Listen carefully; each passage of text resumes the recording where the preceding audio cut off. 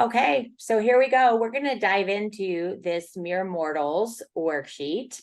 And really what this is, as we mentioned in the first video, is it really is just a Google Doc template that can be as simple as make a copy and then adapt it to be whatever you need.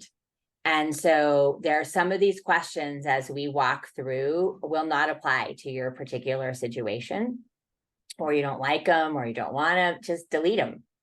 Just delete them. You don't have to use them. You don't have to even cross them out. Just take them out, so that what the end game is to really have something that does a personal narrative that shares some of the things you want people to know.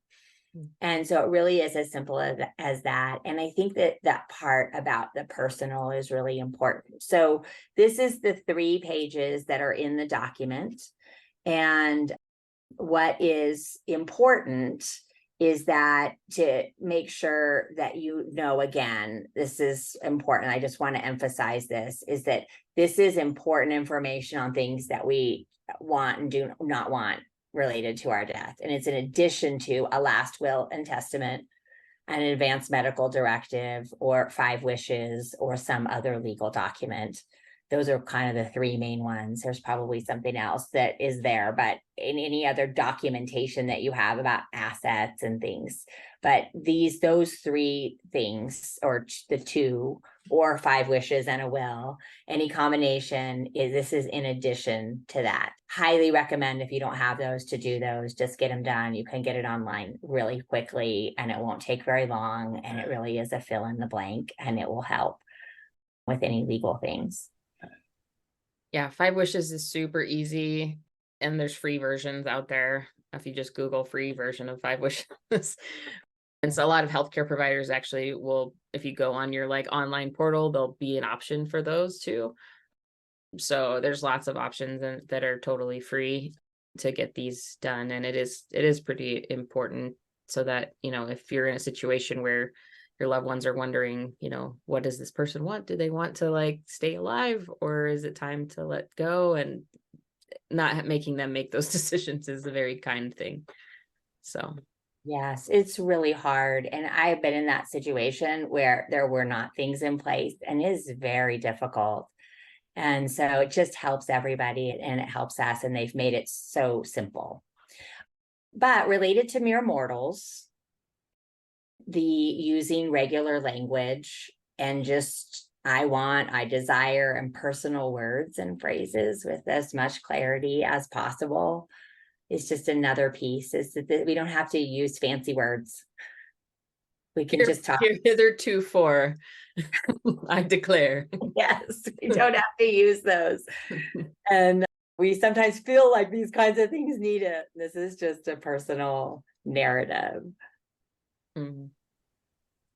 And then remember to adapt to your unique situation. So these are just, as Kathy just said, but there are possible categories of what to include. And so if something doesn't track, just skip it.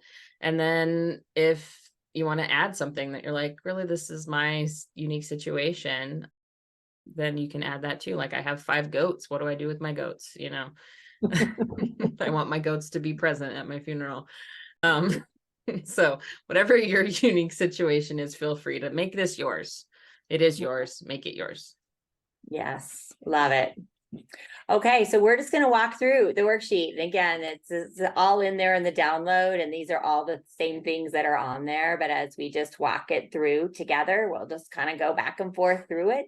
And then always in your context, just be considering these kinds of things, and also respecting, sometimes we don't know in this exact moment. We want this to just be thinking about it and then take a little bit of time, but I'm just going to keep putting in a pitch. Be careful about delaying it and delaying and delaying. It's better to get something down, and then it can be adapted versus having nothing. And so the first is a contact person. And we talked about this a lot at the workshop. Who is your agent, contact person, advocate that you want navigating and advocating for what you want?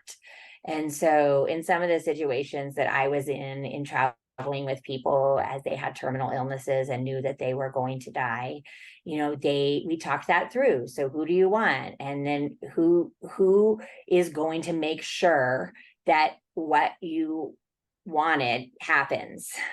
And that is not always the person that you think is just your next of kin or your person that you're married to or your best friend. Like, it's really good to think through, like, who can do this? Because a part of it is actually having the ability to say, this is what they said, and advocating for it. So it's good to have one person as a primary and maybe a backup, and that they need to know that they're the point of contact, and talk it through with them so they can offer consent for that role. And so, that's been the experience. Like, would you be willing to do it? Yes, I would. But I want to know who in your family will be the next best person to help. Like, just really thinking through who can hold this.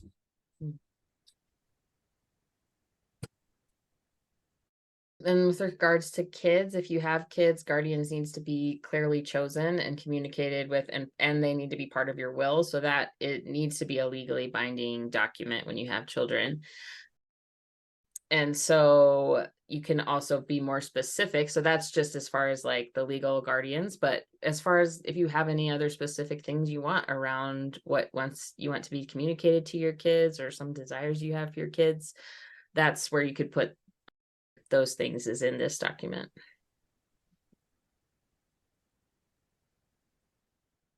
And then pets.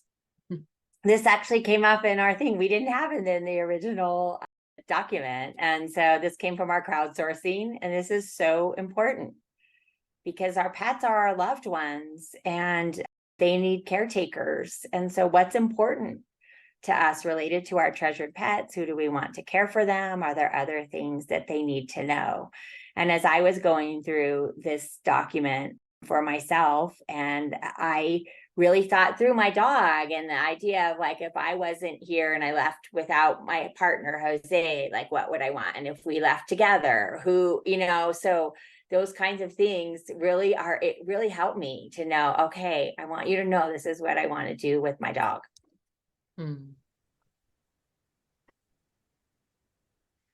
Important paperwork is so important. So important. Where is it stored? Who has your passwords? Unless your password is just password 123 for everything. Even so, accounts, bills, paperwork.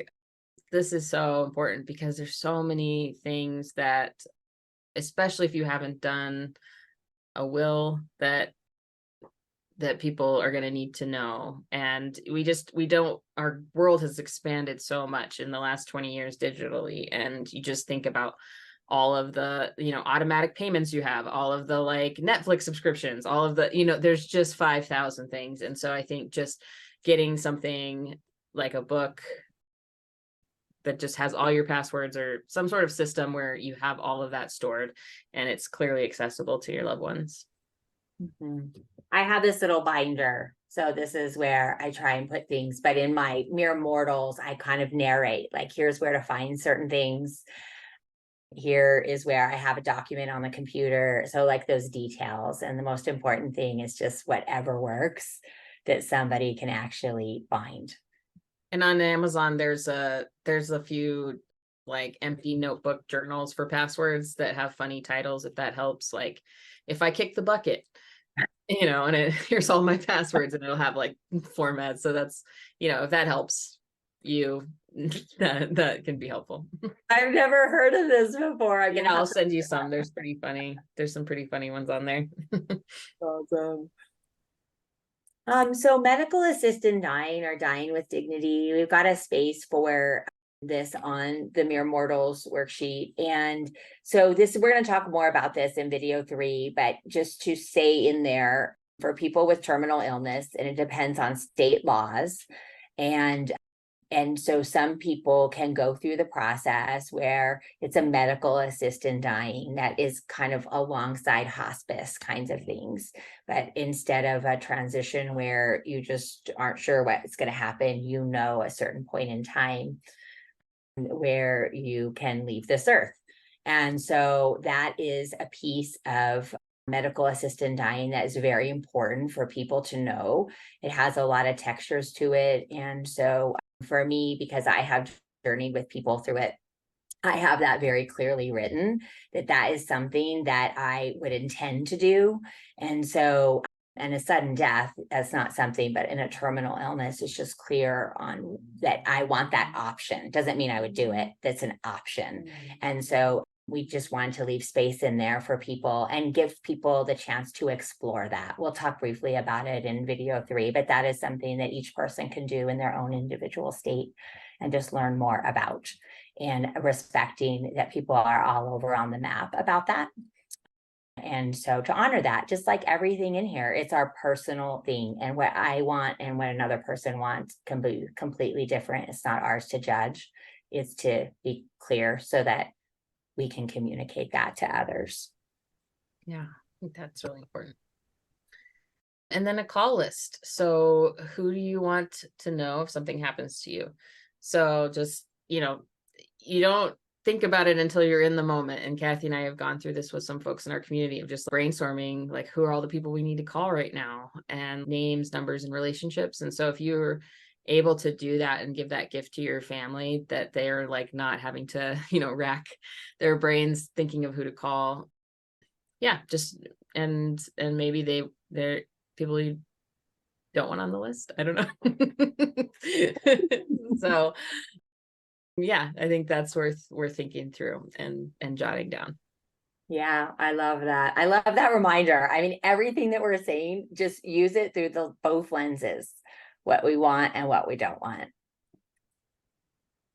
And so possessions, and this is a place that kind of, I love what Joe said at the beginning of just like, well, I don't really care. I'm not going to be here. So what does it matter? My stuff's just my stuff. But there is something about just thinking through, are there special things that you want to give to certain people?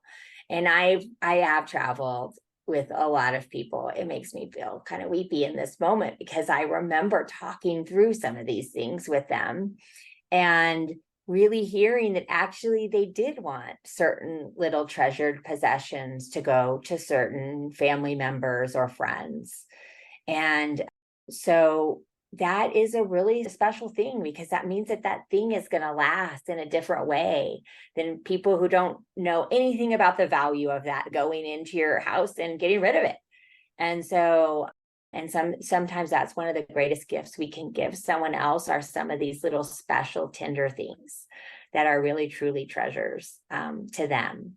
And so all major assets need to be covered clearly in the will. This has nothing to do with that, because this, again, is not a legally binding document, but this is just, I want them to have this.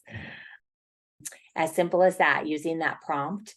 And this is important too. Once my possessions are cleared out, I want what is remaining to go to, because you might have a nonprofit organization or somebody that you want to support or some way, or somebody that you just want to give it all to, and they'll take care of it. Just like being clear about that, so people aren't making those decisions randomly, but actually really getting your stuff to the right place that hopefully helps somebody else in some way too.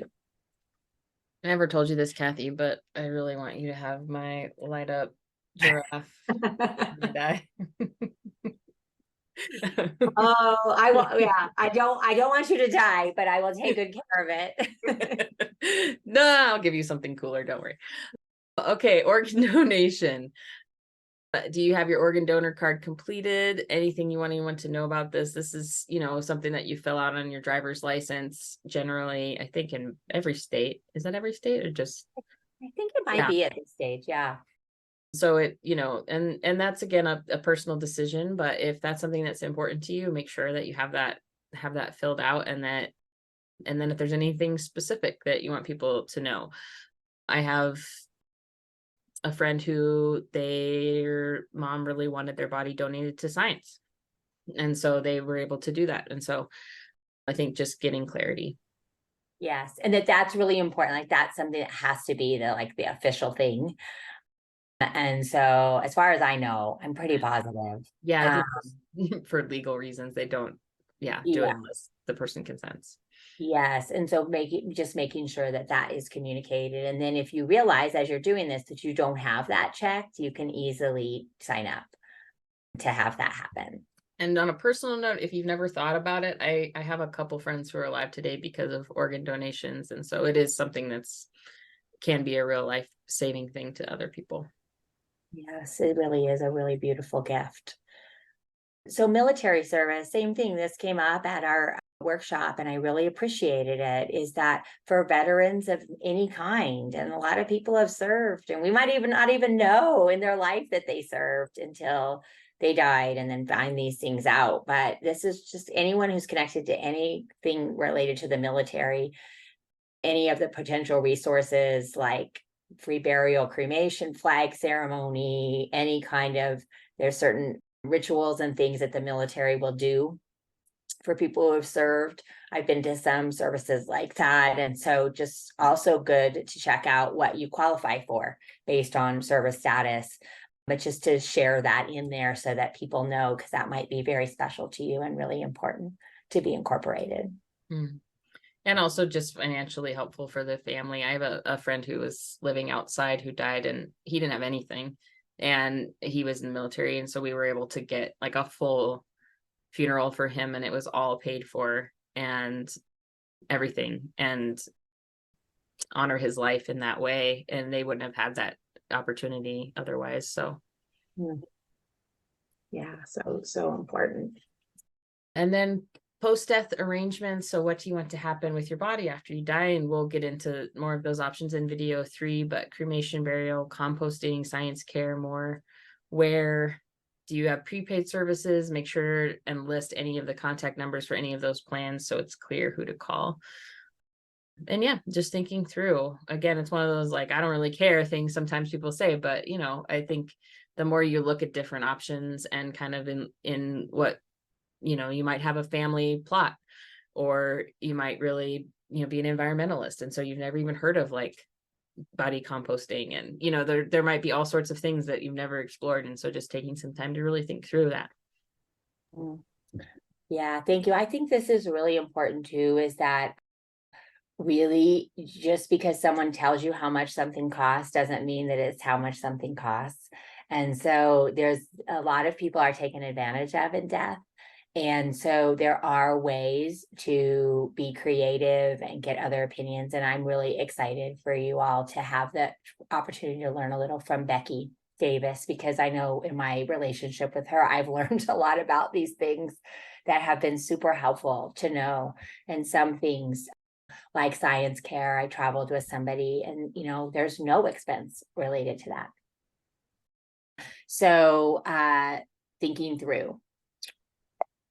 So I kind of want to come back to what Joe shared at the very beginning in the first video. It's just like taking a breath and just respecting. This is a lot to talk about. It's a lot to talk about. And so you're brave to be in this conversation and to be thinking about it. And then also just to honor that this is just like real part of what happens. And so really being proactive in it is so important, but it's a lot. I'm just noticing it as we're talking in this moment. And so peace is our remains. And again, when we first did this document, we really had ashes or burial. And then we learned more from our other conversations with friends about other options. It's good to put in here where you do want your remains and in what form to be spread or kept, or where you want to be buried. Is there a special place you want to be? Are there particular people that you want to be there for that? And are there any other special requests? And so just saying that and naming it and really thinking through it. And I just want to say this again, we can change our mind. And so it's a working document while we're still living, which is different than a will. And so we can change it. And I changed mine. I changed mine from fire cremation to water cremation after I studied and learned more about it from Becky. And then I told my kids and I updated my Mere Mortals worksheet to reflect that. And that felt really empowering and important for me to do. So it's a working document, but to think through these things so that people can help honor that and bring us to the places that we want our remains to be.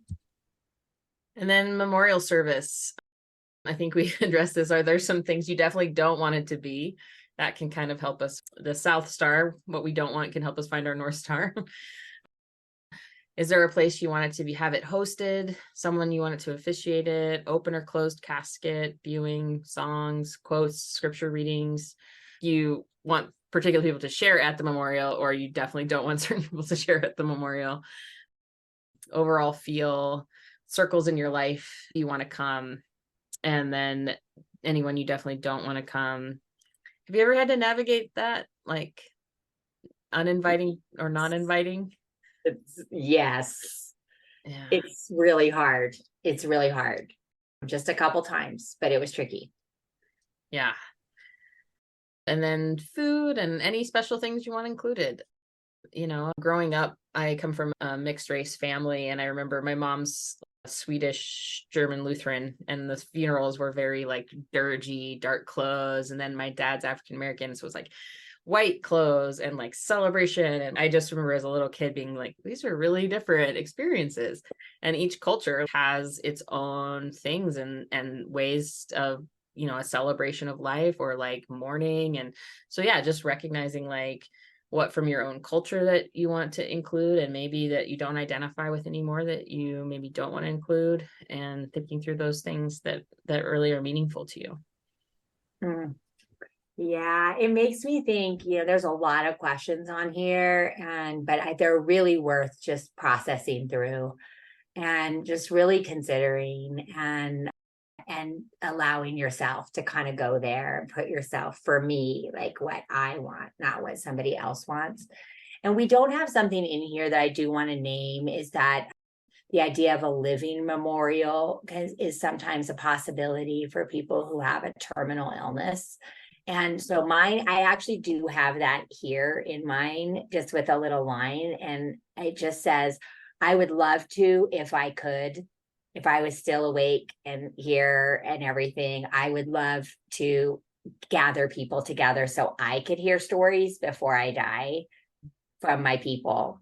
And several times I've tried this. Unfortunately, things went down south really fast and we just weren't able to pull it together. But I just do want to name that it can be a very beautiful thing for people beyond just extended, just close family, which sometimes does gather in a terminal illness, but to actually hear from other parts of our lives, to have people come. So a living memorial is just something to tuck in.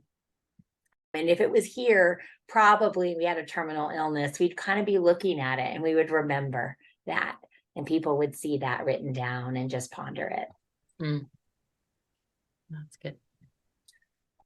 And then faith and spirituality considerations. And so we're just all over the place related to that. And that's really important, as Joe was talking about the memorial service. And then these are in conversations about the memorial service, and then also other conversations. It's just what our preferences are, what's important to in this area related to where we're coming from, and what you want other people to know about it.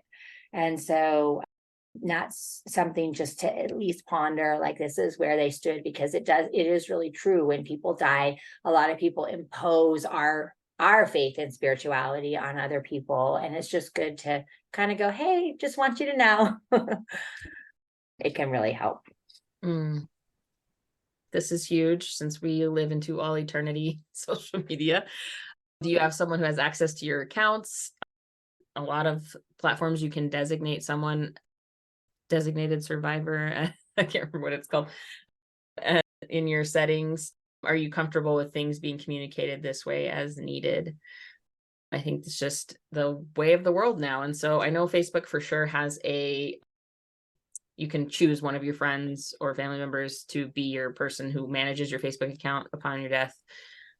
And probably other platforms have that too. But I think just getting clear on what you want communicated. And it's complicated right now because the world is so connected. And then, I think, like, do you want someone to be able to hear about this first from your Facebook page, or from phone calls? And so just getting kind of clear on that. Yeah, this is a big one in this changing culture, and we've bumped up against this. It's just recently happened to me in navigating a friend's death, and then also with my son Jared, and not being able to potentially tell our family before it was on social media. And so I just want to make a pitch. This is a little aside, but it's part of it, is just don't do it. Don't post anything until the family does and there's something public. Just don't. And it won't, there's no harm that'll happen that way. And just wait and follow someone else's lead instead of leading out on it as a friend or a cousin or an aunt or uncle, whatever it is, because it really puts people in a bind.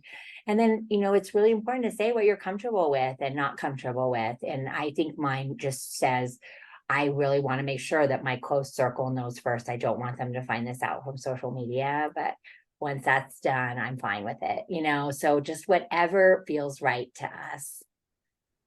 And then will say is that it does sometimes help cover ground that couldn't get covered in other ways, because we don't have people's phone numbers and addresses and emails. The world has changed.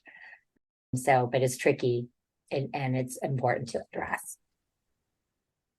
And obituaries, so kind of the same thing. Just, do you want something public in the paper or online? That is still a thing. The online thing is more popular through the funeral home for an online link. Do you not want that at all? Are there particular things that you want shared in any public obituary? And that can feel really weird. I mean, I just want to name that, like, to go, oh, just make sure that you say this, but the truth is, it's actually really a hard job for family members to do, because sometimes people don't even know certain things and they just want to honor. And so if there's any little tips we can give, it really will help. And it will help to know if that is something that you would like or not, or that you don't care. And this is on all these things. You can say, I really don't care. It doesn't matter.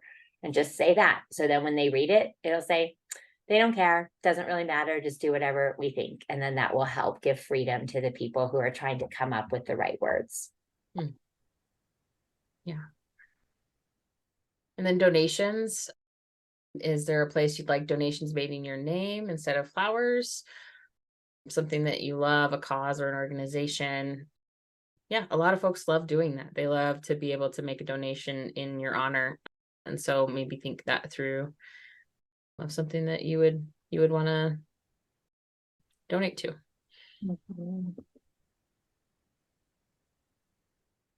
And then, is there anything you want others to know? And so this is like kind of a thing that just gives a place that you just want particular people or groups to know, just a message that you want to make sure and communicate to groups or people who are special to you. I just want you to know that. And I wrote in mine something that I wanted my kids to know, and that I wanted the refuge community to know, because that community it saved our lives in so many ways over the years. And I feel so grateful, and what I want our community to know. And so somewhere along the line, after I die, someone will read it and pass that on.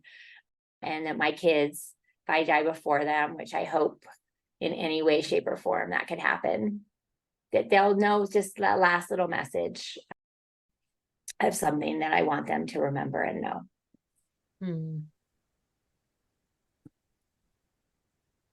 And then your legacy. Is there anything you want done in your name in the future? Legacy, a foundation, an event, anything like that? What are some examples of those, Kath?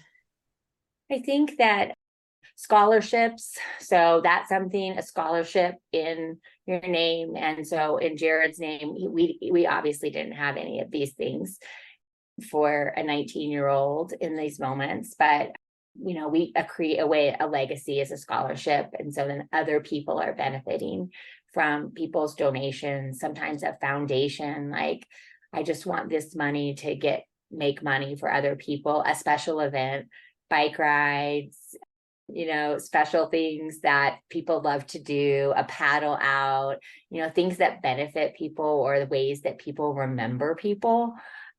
And so anything that is legacy is just about leaving on and having stories continue in a specific place. So those are what I can think of in this moment. My mom is really important to her. She just really wants to have a bench that people can sit on and watch beauty. And then she said, I don't really want it to be affixed to a place, because what if you guys move?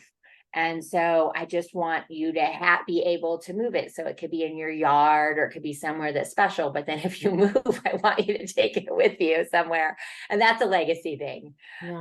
Because it's something that is a memorial in that way that's super special. Yeah. And I think keeping in mind it can be simple too, because not all of us have the funds to like set up big things. But that's when I learned about my best friend. We were on a walk a couple months ago, and she mentioned that's something she wanted was a bench, because there was like we noticed a new tag on the park by our house, and she's like, oh, that's something I've always wanted. I'm like, really? I had no idea, and so I don't know if she has that written down anywhere, but maybe I'll make her go through this whole process together. But it was so good to know that, because I would have never known that, but for her that was like super meaningful, and she talked about why that mattered to her. So yeah, there may be something that you haven't thought of before that might be a really simple and beautiful thing. Yes.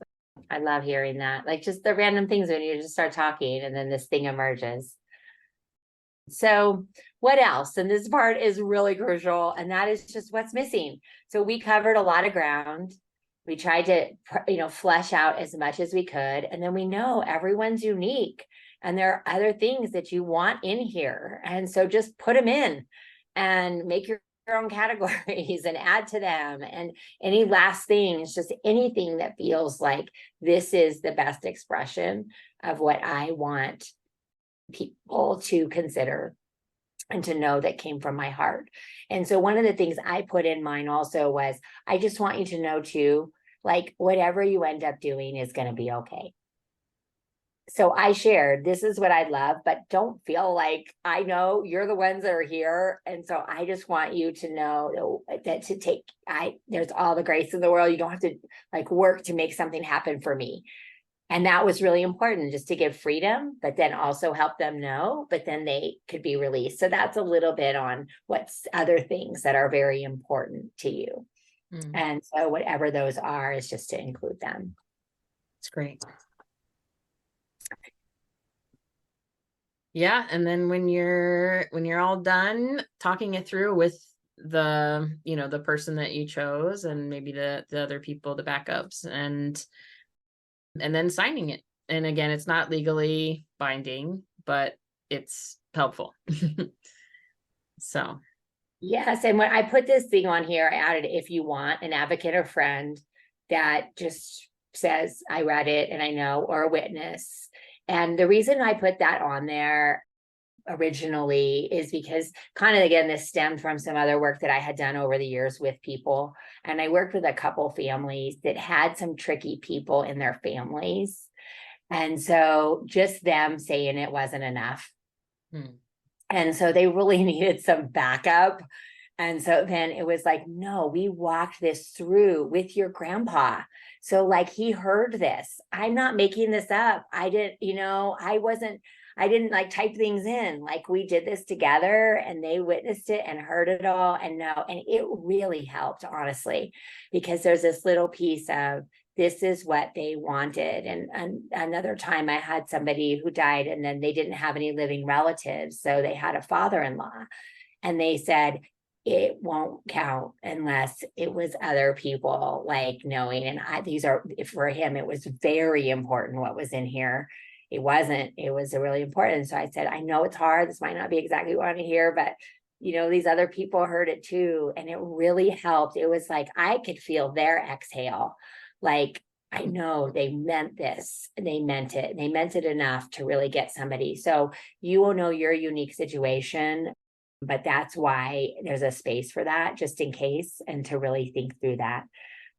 And again, because it's not legally binding, whoever's there can technically do anything they want to do that's not in your will or advanced medical directive. And so this is really like your heart and your hope. And that's why really communicating that with your contact people, your agent, your advocate, a family member, whoever that ends up being, and then also other important people in your life, because sometimes it helps if people heard it from several different places. But also because this is our own unique working document, it might be the only time someone ever knows these things is when they look at it. Hmm. And so it really does have to have a little bit of backup, but even if you don't, at least someone is going to see that you took care and that it mattered to you to put this in your own terms and to say these things. Mhm. Yeah, I think that's so important.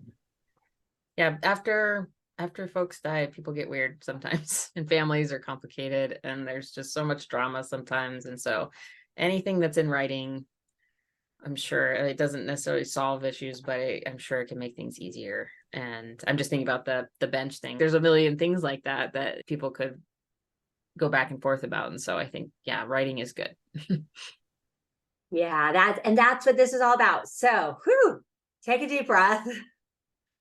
That was a lot. It is a lot, but it's all just our real life.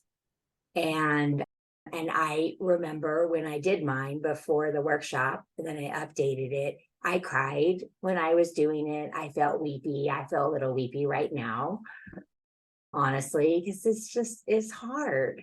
And yet I felt like a weight was off my shoulders because I had pieced together and talked a lot to people, my kids and family members, and joking and different things, but like to really have it in one place really felt like a weight off my shoulders. And so that's our heart and our hope, whatever it looks like for you. And then to print it somewhere. And then I have it on my computer. I have a little file on my desktop that just says important information if I die. And so it's on there so they can get in, and then they know how to get in my computer, but there is a written copy also that's in an accessible place. That's so good. So yeah, I'll just take a deep breath and just welcome it all. Welcome it all. All right, so we've got one more, so hang in because we're actually going to talk about after we die, what happens with our bodies with our friend Becky Davis. So thanks for hanging in here with us. You got this.